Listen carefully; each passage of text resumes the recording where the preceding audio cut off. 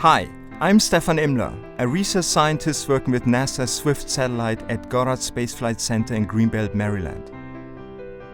This is M31, the nearest large spiral galaxy to our own. It's about 2.5 million light-years away and more than 220,000 light-years across. This is how we're used to seeing it, in the visible light captured by ground-based telescopes. But visible light never tells the whole story. So between May and July 2008, Swift's ultraviolet optical telescope captured 330 images of M31 and 3 ultraviolet wavelengths. The total exposure time? 24 hours. We combine these images into this mosaic.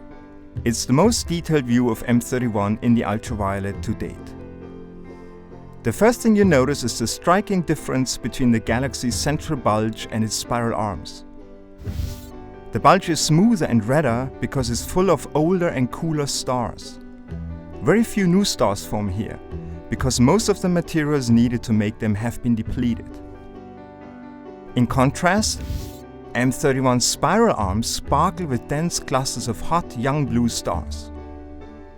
As in our own galaxy, the disk and spiral arms contain most of the gas and dust needed to produce new generations of stars. M31's clusters are especially plentiful in a giant ring around the galaxy. It's about 150,000 light-years across. This ring of fire exists because of tidal interactions with small satellite galaxies.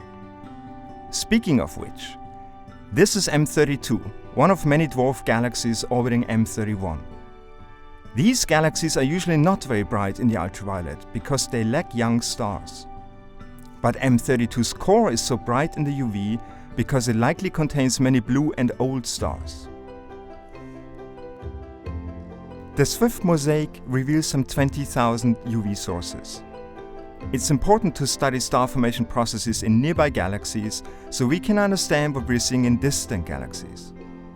This rich portrait in 3 different ultraviolet wavelengths allows us to study how M31 stars live and die with much greater detail than previously possible.